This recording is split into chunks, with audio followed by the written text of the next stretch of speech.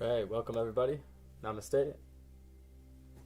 I'm going to give another moment or so to let whoever else is coming on come on.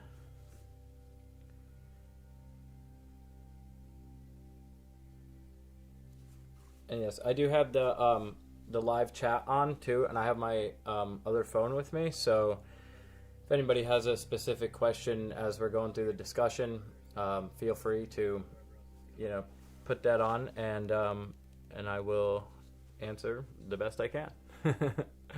I don't know everything though. And hopefully my dog cooperates. I put him in the kitchen, so there he is. Go lay down, buddy.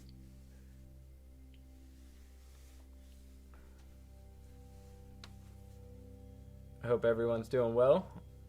I don't know where everybody's at, but here in Pennsylvania, it is absolutely beautiful outside. It's like 65 degrees and sunny.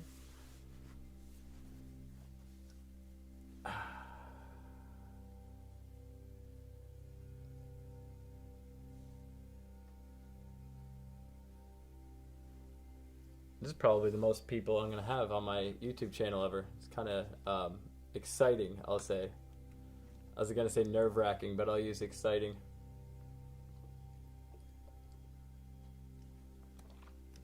I'm representing the ranch, Pennsylvania. All right. Well, I don't have a lot of time, so let's get started. Welcome. Namaste. My name's Alan. I am the holistic provider, holistic specialist at the Ranch of Pennsylvania and Promises Behavioral Health. And I'm doing this this little session today, and we're going to do a discussion and a little meditation. I want to allow people to identify and understand the importance of meditation, the importance of self-care, and what holistic healing is about and how it relates to mental health and how it relates to addiction treatment. So I'll tell you a little bit about myself first, and how I got into these practices. Like I said, my name's Alan Kuhl. I grew up in the Pennsylvania area, and I had a very troublesome youth. I got myself into a lot of trouble. I never felt comfortable in my own skin. Growing up, I just always felt different than everybody else. I had, from early on, depression, anxiety, fear all the time. Like anytime I was in public or anytime I was around other people, I felt absolutely horrible. So the fact that I could even sit here and do this today is a miracle. So, that led me into addiction and self-medicating, because I was trying to get regulated with medications and things like that, and nothing seemed to be working, so I decided to do it myself, and that led me down a really, really dangerous path of addiction and drinking heavily for many, many years. And I myself had gone through a treatment facility a few years ago, and I got introduced at that treatment facility the practice of yoga and meditation. And for the first time in my life, when I was doing that yoga class, I didn't really know what I was doing. I was just kind of following along. But at the end of it, when I was laying out at the end in meditation, I felt okay for the first time in years. I felt like a weight was lifted off of me, and that for once I was just okay. Like everything was at peace in that moment. And something changed in me that day.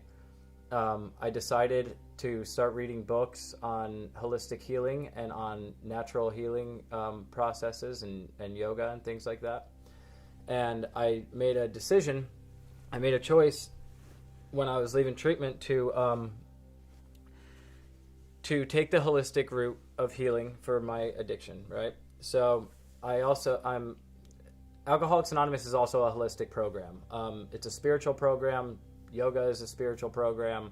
Meditation is a spiritual practice. It's all the same. So I went through Alcoholics Anonymous, and at the same time, I went to a local yoga studio. And at that studio, they had a teacher training, and I wanted to know everything there was to know about about how this was working for me, because I was practicing consistently and I was feeling miraculous results. Like within 1 year, I wasn't afraid to talk to people anymore. I found a God of my understanding. A lot of that was nature therapy at first. I got this sense of connection, and I felt like I was a part of humanity instead of apart from it. It was a beautiful awakening experience. And when I did that teacher training to find out what was really going on, I learned a whole lot about psychology. I learned a lot about human behavior. I learned about the subtle energy body, and I learned a little bit about how to help people from a space of presence, and how to have one point focused mind when you're engaged in conversation with someone, and to be able to hold space for them, like loving space for another human being, so they can then, feel the way that you're feeling in that moment, and we can share a connection. I'm going to talk a little bit about some things I learned along the way. I'm also a student of psychology. I have countless trainings on sound healing, yoga, mindfulness, meditation, outdoor mindfulness as well, and still going. So it's an endless process, but I love every moment of it. So I had asked what were some questions that people had. I don't see any on here. Oh man, we got someone from the UK. All right. That's awesome. So what is holistic healing? What is holistic health, right? Holistic healing, the word even holistic, it's the word whole. So you're treating the whole body, mind, spirit. It is not just mental. It's also, the heart, it's the body, it's the food we eat, it's the practices we do, it's how we engage in social activity. Literally, you look at every single aspect of your life and you try and bring a balance to all of it, a healthy balance. So, if you happen to overthink all the time and you're running around a lot, like maybe take on a really brief, like 5 to 10 minute meditation a day to try and calm the mind down. And one of the ways to do that I found most practical for me as a musician is sound. So I'm going to discuss sound healing a little bit, as that's my main area of focus when it comes to holistic practices. Sound healing first I'll tell you where it comes from. So sound and music have always been around in cultures, and it's always been a way to do ceremony. It's always been a way for religion. It's always been a way to connect people together. And we all know that when we listen to certain songs, or we or just any type of music, it'll change our emotional state. It'll change our mental state. If you're really upset or something like that, you put on a happy song, it'll change as long as you allow it to, it'll change the way you're thinking or feeling in that moment. So this dates back probably, the earliest I know is like 3,000 years ago, in ancient Egypt, in India, probably even earlier than that. It could even go back up to 4,000 years ago, where they were using sound frequencies, and certain instruments like a metal singing bowl, or drum patterns, and to sit and meditate and allow the sound to bring the inner state to a place of balance, and to also take the sound on this journey through the mind. So when you're deeply listening to the sound vibration, it allows us to go deeper and deeper and deeper into the consciousness. It also when you're really tuning in to sound frequency, we are vibration. Our entire body is made up of atoms and cells, and they're all vibrating, kind of wiggling around, moving. And our brain also is in wave patterns. The brain wave frequencies are on hertz of frequency, how many cycles per second. And you can, now scientists in quantum physics, they're really studying the brainwave activities and hooking people up to EEG machines, and noticing what is actually happening during a meditation when they're applying sound. So what goes into vibrational healing and vibrational energy when you use it this way is we have 5 gears of our brain, right? Delta waves are sleeping, like deep REM sleep, right? Very low, kind of like, and the brain waves kind of look like this on a scan, right? And then we have theta state is the second one. Theta is meditation, like right when you wake up, you will feel theta brainwaves, and they're kind of like a little faster wave pattern. And when we meditate, we get into theta brainwaves. Theta is like the key. What I do when I'm facilitating a sound meditation is my ultimate goal is to get everyone in the room into a theta brainwave state, because once we're in theta, then the body goes into parasympathetic nervous system.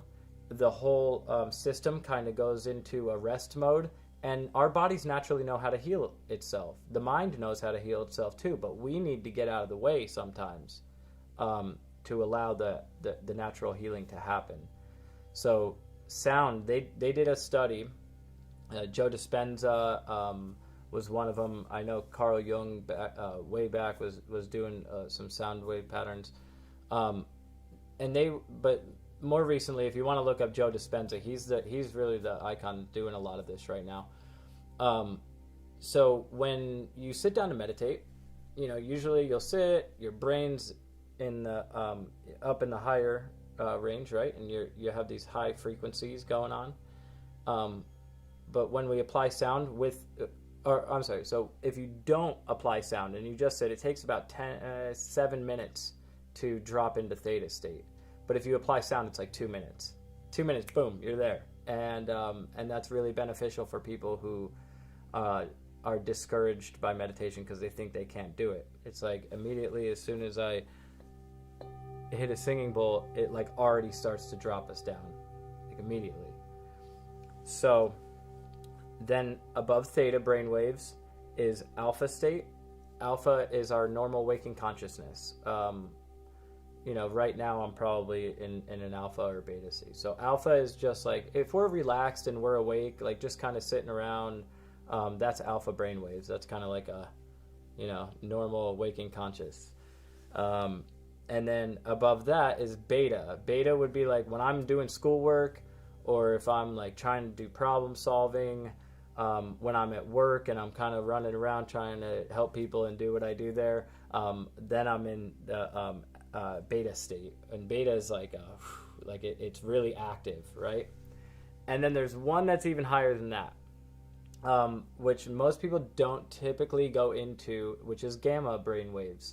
There's only 2 ways that you go into gamma brainwave state, and it's kind of funny how this happens. For those of you who work in mental health, you'll see people go into manic states when they get so overwhelmed they have a panic attack and they're just like, and they start shaking. The brainwaves are like, and it's very dangerous. When we go into that type of, that's only like fight or flight. That's the sympathetic response. It's unhealthy. It really kind of puts everything in a chaotic order. When we're in deep fears, that could happen, and it doesn't happen often, but you'll see it. People get really, really messed up for a little bit, and our job is to then pull them back down. Like, let's get them down to the alpha state. Let's get them down into maybe even theta. Get them to sit down, close their eyes, breathing techniques, right? Calm them down and allow them to drop the brain waves down.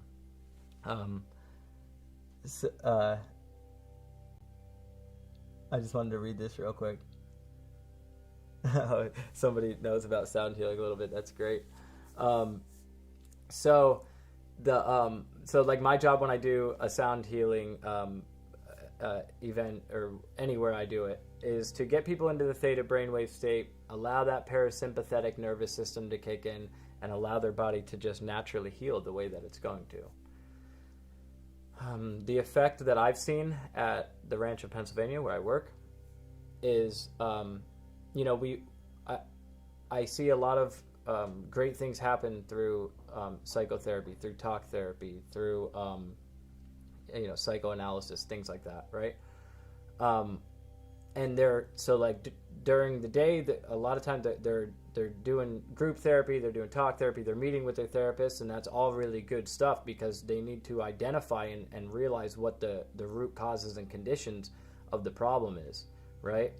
But then so they take all that stuff that they worked on, and then they'll come down to my session around 3:00, and we'll do some yoga, we'll do some stretching, just breathing, really pretty simple asana or physical yoga practice, just to kind of get any stress out of the body first, right? So we just clear out through stretching and through breath, and then I have everyone lay flat out on the mat at the end, and I'll bring the sound healing tools out, and I will do like a 45-minute sound meditation where I'll use either drums, a gong, sometimes the singing bowls, and I just kind of, it's very improvisational. So, but what I see happen is at the end of it, when we come to the end, they'll come up, and I've seen people just pouring tears of joy, sometimes tears of just emotional breakthroughs, and I'll check with them after and say, hey, are you okay? I see that you were crying at the end of that. And they're like, I haven't felt love in 10 years. I haven't accepted myself ever in my whole life. Or I finally think that I have healed from the past relationship that blocked my heart. And I'm not saying anything. I'm just holding loving space, playing some sound, and allowing them to just lay there and just process with breath and just through vibration. There's a lot. I can't explain exactly how it happens. Now, when I talked about the gamma brainwave state, one thing is that they're showing is that for some reason when people drop into a deep, deep, deep meditation, like almost like hypnotherapy style meditation, when they are really, really deep in there, the brainwave scans are showing gamma waves, but the person's completely calm, and they usually go into this bliss state of consciousness or like self-actualization, and they'll start crying. And some people say they found God. Some people say they get connected to universal spirit, energy, whatever. And they're showing this, and even the scientists now that are studying it, they don't really understand why the brain waves go up to that gamma wave when they're so relaxed. But there's something that happens through spiritual experience that psychologists still are trying to figure out. Quantum physics is trying to figure it out. Carl Jung, Fitz Perls with the Gestalt therapy, they were all trying to figure out, like, there's something about a vital spiritual experience that changes the psychological mind.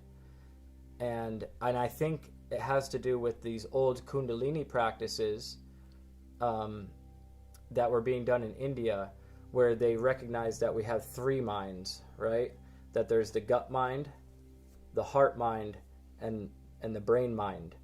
And when we can use the chakra system or the energy body, and we through breath and through different practices, and we rise it up, when you pull that energy up through the body and we get up to the thing, we tap into like super consciousness or super intelligence.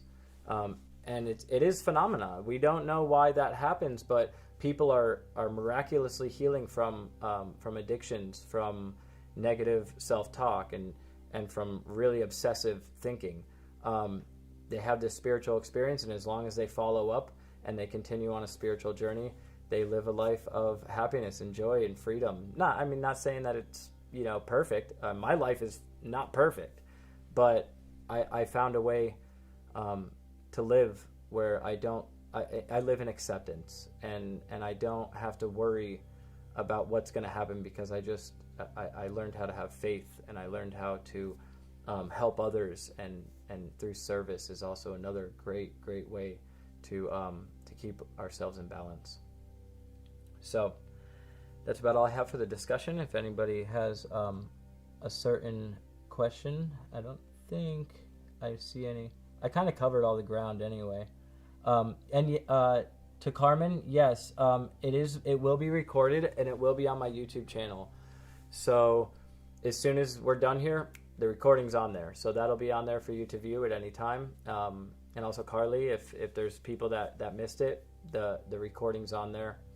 I also have, if you look up on there, I have a playlist of guided meditations that I put on there. There's a ton of guided meditations. There's a lot of sound healing meditations on there. And I also go on live every Monday night from 8 to 9 p.m. As a way for people to come together, do a meditation practice, and hopefully bring some balance for themselves for the week ahead. So I want to do a meditation for you to kind of show you what this is all about. And hopefully you guys, everybody out there, have like a nice little space where you can meditate, where you can be comfortable. It's just going to be about like 10 minutes, right? So we'll just go till 12:30. I'll guide you through a little bit of breath work, and then we will, and I'll use some sound healing. And you're not required to really do anything. That's like the best thing about sound healing. We're just listening, just like you listen to a song, and just when you hear the different instruments, notice how they feel on the body. Notice how they feel, and notice the experience that you're having. Try to just not even judge and just be present. Try and be in the moment and just experience what's happening. So if you come to a comfortable seated position, and if you feel comfortable too, you could close your eyes.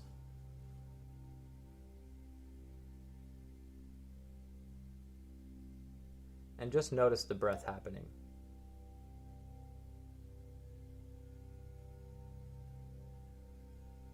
Notice the heart just beating.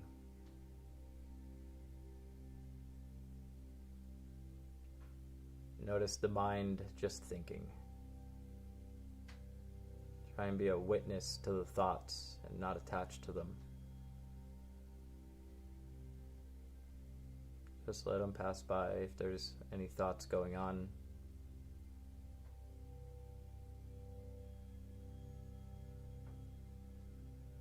And then taking a moment just to notice every part of your body that is connected to the ground beneath you.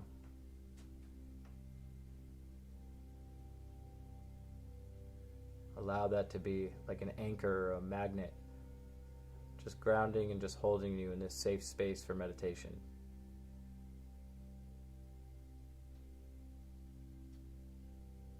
And then if we had noticed any stress of the body or the mind, we're going to take 3 very nice deep breaths in and out. So we're going to breathe in through the nose.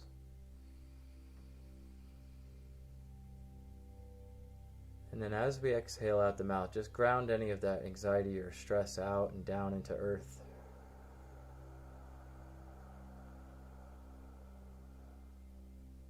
Breathe in nice and deep.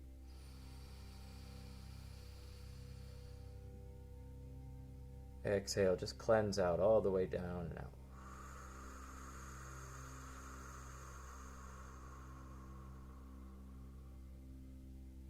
Deep breath all the way in. Maybe hold at the top just for a moment. And then if you'd like to place your hands on the ground even, and just ground all the way out.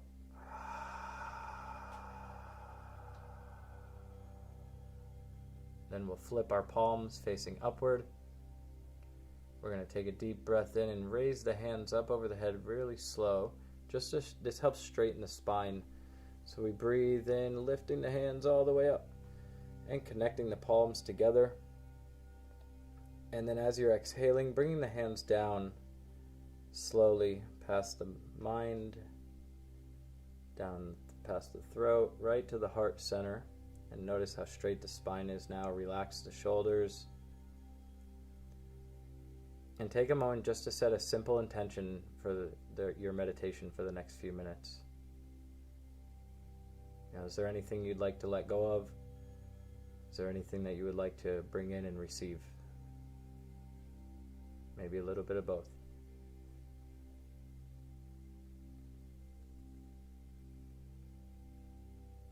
And then once you have that intention set, place the hands flat down on the heart. Take a nice deep breath in. And then as you exhale, you can just place your hands down on your lap and try and allow your whole body to relax as I go into the sound healing.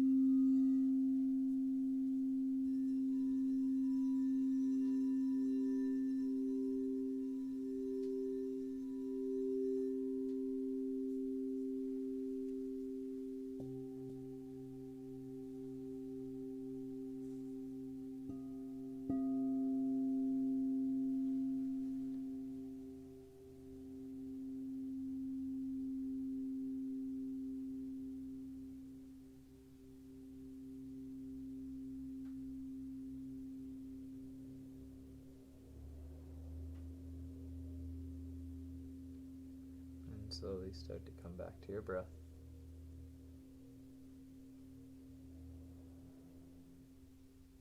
Notice how the breath feels as you inhale.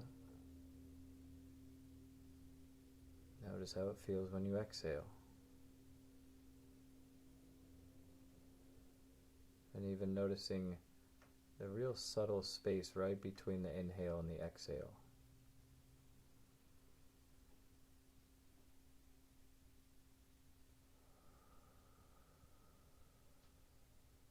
All together, we'll do a deep breath in through the nose. Exhale out.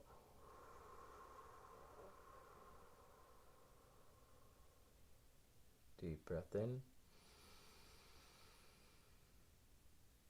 Calming. Exhale out. Releasing out any negativity. And then we'll do a deep, deep breath in. Raise our hands back up. All the way up over the head. And then slowly connect the palms together. And as you exhale, bring the hands back down to the heart center. And just take one brief moment of silent meditation for yourself. Try and cultivate some self-love and compassion.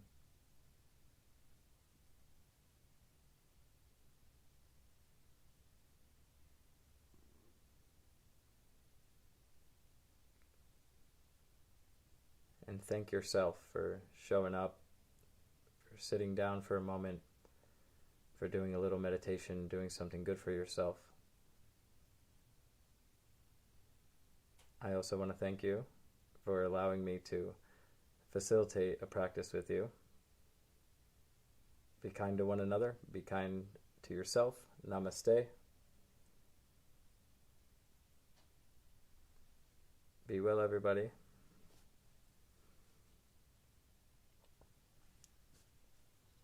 I don't think I went over time.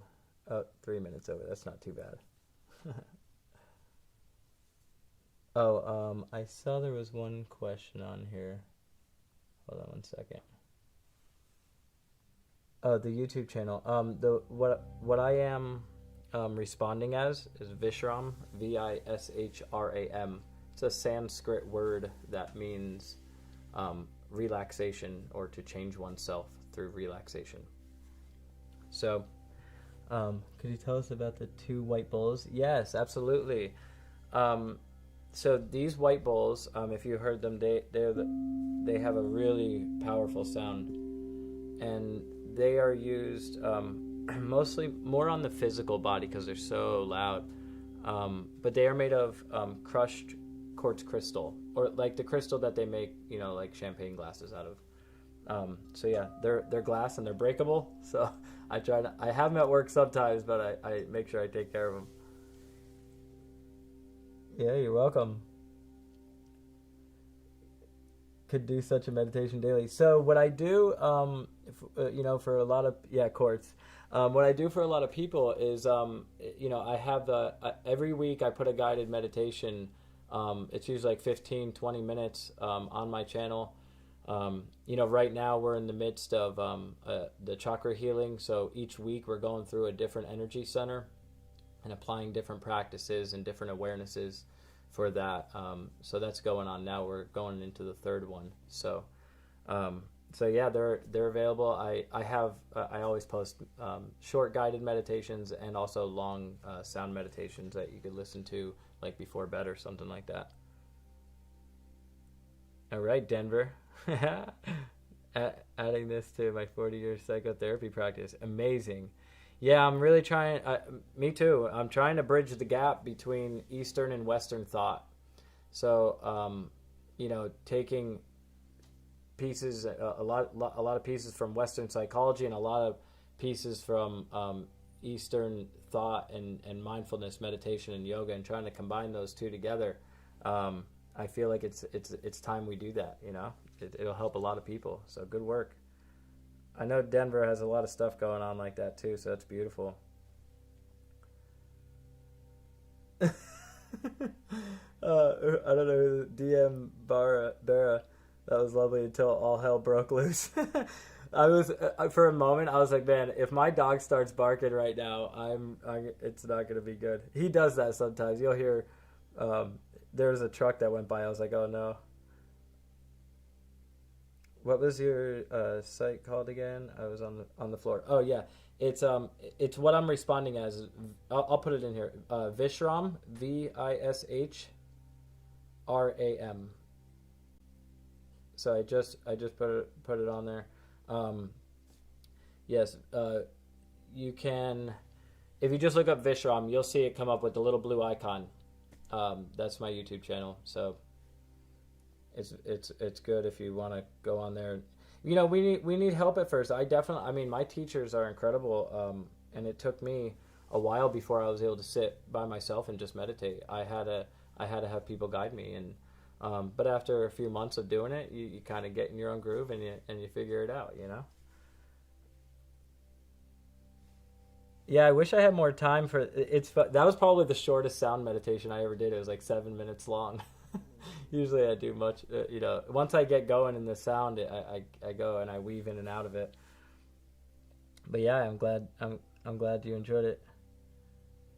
Your dog did the meditation with you? I try sometimes. He'll be running around and eventually he will sit and he'll be okay, but it takes a little bit of time. Uh, First time meditating. All right. Got too much anxiety. Yeah, I did too for about 28 years of my life. And it took a while. But if you listen to the earlier conversation about the brain wave entrainment, we are, the sound really helps with that. If you could listen to a 10-minute song or a 7-minute song, you could listen to 7 minutes of a singing bowl or a mantra or something like that and be able to use sound as a meditation tool. Yoga on my YouTube channel. There are yoga practices. Only a few from you had to go back in the videos. I am gonna put some more on there though because you're not the only one asking for that. When COVID was going on, I did put a couple on there. So yeah, there's maybe 3 or 4, but you got to go back about a year through the videos. I'll put some on there this coming week. I'll put a new asana yoga practice on there for you guys. My dogs respond to the sound. Yeah, they do. Dogs that could hear more than we can. We only hear a small spectrum of sound. So animals can really hear a lot. And you're welcome, everybody. You're welcome so much. I love what I do. I was a musician my whole life, and I'm so grateful that I finally found a way to use music as a way to help and heal people and myself instead of harming myself and other people around me. I was a rock and roll guy for many years, and that wasn't serving me any well. So, cats, yes, cats probably better. Cats don't bark, so they won't interrupt you.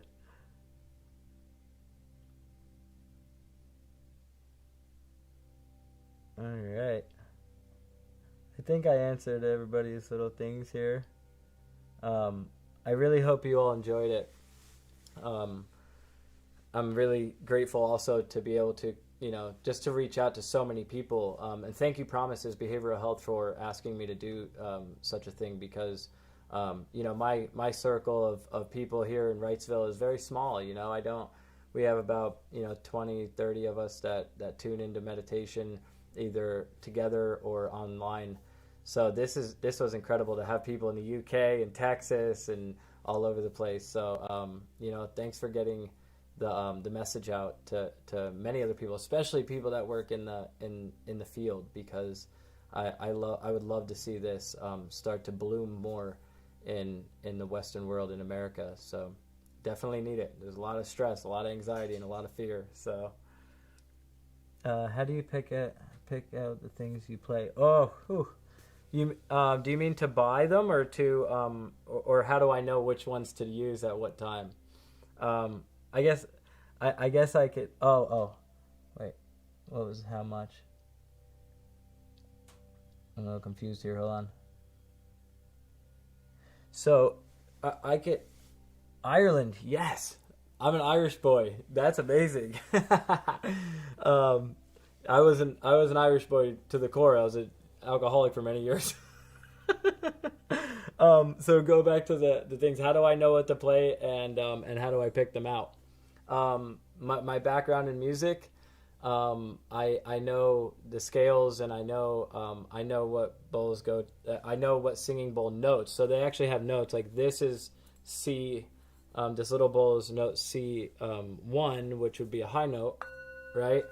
And this is C4 and also G, which C and G makes a perfect fifth. So these really harmonize nice together. This is also C and G. The crystal bowls, same thing. C, note G. So I know how, just because of my background in music, I know how to create harmony. Not sometimes it's good not to have harmony. Also, dissonant sound is okay as well.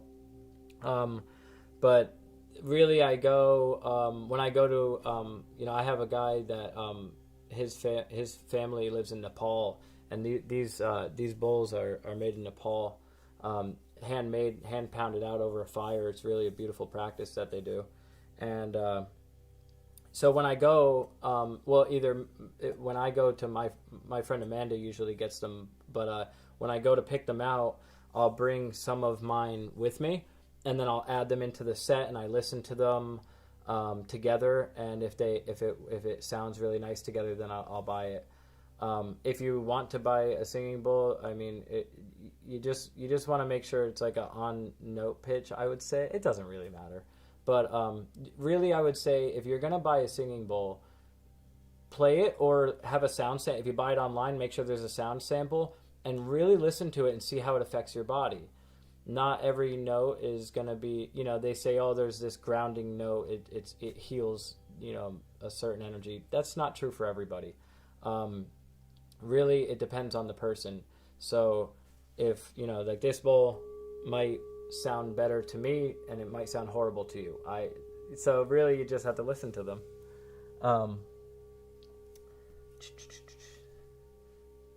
But Irish sober alcoholic. Yes, I am an Irish sober alcoholic. Yeah. That's funny. Minnesota. My school's based in Minnesota. I go to Capella. Around the globe, love. It is. This is one thing is beautiful is that about the online practices that we can we could all get connected this way. It's an amazing thing. Is the C4 bowl the same tone as the C4 handbell? I'm not sure the C4 handbell that you're talking about. The thing is, so the number after it, so like C1 to C4, that's the octave that it's on. So like this is I believe a C1 real high. Where this fundamental note, this is also C4 and this is the same. So that's just the octaves that they're on. I try and play in the same key with all the different instruments.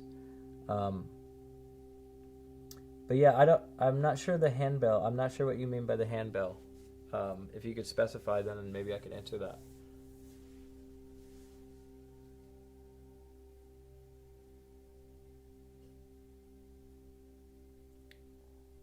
Who's congratulating Gail and why? Are you doing more meditation this hour? I was told to just do a half hour. But I literally don't have anything going on. I could stay on here and do another one for, another 15, 20 minutes if you guys want to. Let me know if there's people that are at home and they're not like working or anything and you want me to do a little bit more sound meditation, I absolutely will do so because I don't really have anything going on. My church has a handbell choir.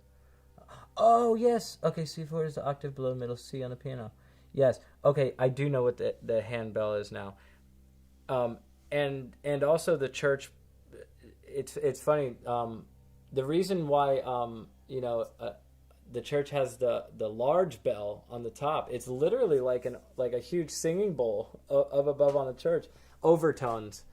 The metal bowls have so many overtones. There's like 8 to 20 different frequencies happening at one time, and that allows the theta brainwaves. So when a church strikes the bell, it makes everybody feel more connected to spirit. Something at the head to acupuncture. Acupuncture is a beautiful practice. So yes, C4 is an octave below middle C on the piano. Yes, C4 is the lowest on the piano. Piano usually has 4 octaves, and I believe you are correct on that. That's another way that I test my singing bowls too. Is either a chromatic tuner, or I have a harmonium which has the keys on it. So I'll play like middle C and then hit, and then I could hear if it's on. Please do. Yes. All right. Absolutely. So if you guys want to do a little more sound healing, let's do it. I felt like I was very limited with that last one. So I know a lot of people were tuning in that it was their lunch break. So yeah, let's do a little bit more meditation. I'm into it. So if you're still seated, you're still comfortable, get yourself relaxed again. Take a couple breaths.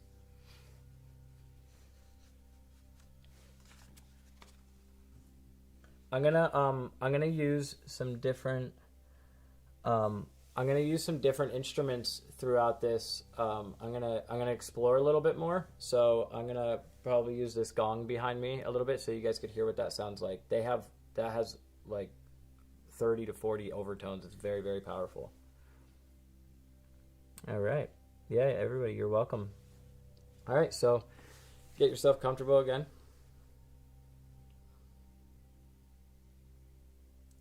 And let's just revisit the intention that we had, and let's just carry it into a little bit of a deeper meditation. We're going to maybe go for about 20 minutes this time. 15 or 20 minutes, something like that. So we'll take some nice deep cleansing breaths in and out. Oh, I'd like to share a breath technique with you. If you take your right hand and cover the right nostril, this is called alternate nostril breathing. It helps balance the hemispheres of the brain. So cover the right nostril, breathe deeply in through the left, all the way, and then switch, and then exhale out the right. Switch, breathe in through the left. Switch, and then exhale out the right.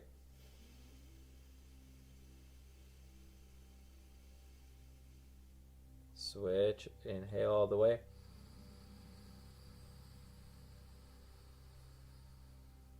Switch and exhale out the right one more time. And then have the palms facing up on the lap and take one deep breath, both nostrils all the way in, and then hold. Hold the breath. Just suspending the breath, allowing the lungs to fully expand, relax the shoulders. And then exhale all the way out.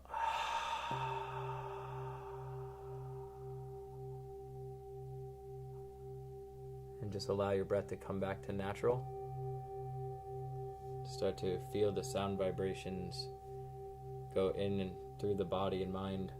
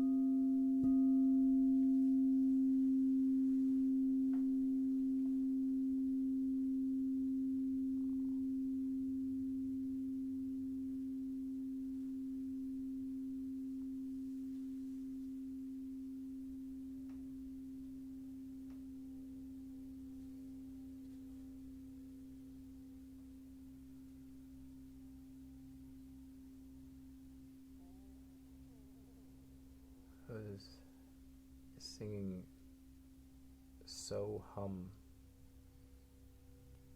So Hum is chanted in certain places in the East, like India, and it means I am that. So it reminds us of our true nature, which is connected to the cosmos, which is connected to the earth, connected to energy, connected with others. So hum, I am that. Brings us back into that heart space of love and connection, which then allows us to be content and accept oneself as a part of something so great.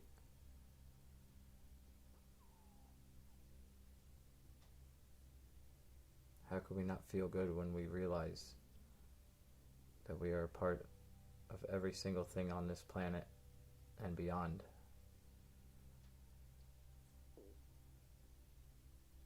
Gives oneself a sense of purpose and belonging. We don't have to feel alone anymore. The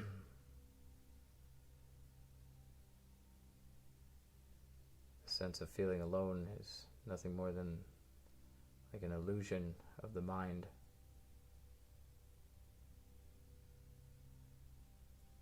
So let's all take a moment, connect into our heart place, the heart mind. You can place the hands over the heart and just feel loving connection to all beings, to all the animals and nature itself.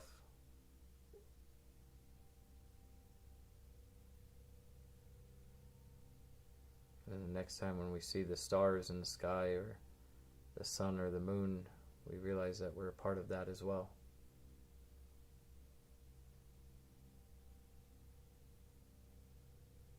Take a moment to send that loving connection to your own mind, to your own consciousness, to your own body.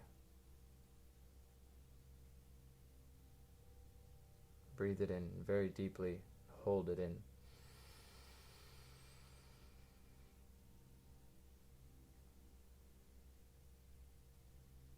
And as you exhale, allow that love to flow through our entire bodies, all the way to our hands and our feet, all the way to the very top and crown of the head, down the spine, all the way to the ground, to the base of the spine. Take another deep breath in. And send our love down to the earth as we exhale. Breathe in, reaching the hands up, sending our love out into the universe above. And then as we exhale, we bring the hands back to the center, to ourselves, the connection between the two worlds. Thank you all so much for giving me purpose and for being here. Namaste, everybody.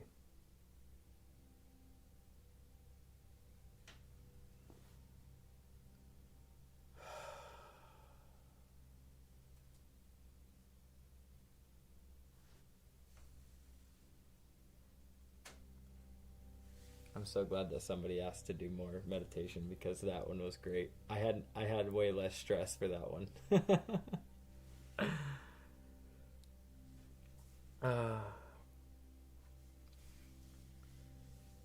So yes, it's been an hour, so I'm gonna be getting off of here.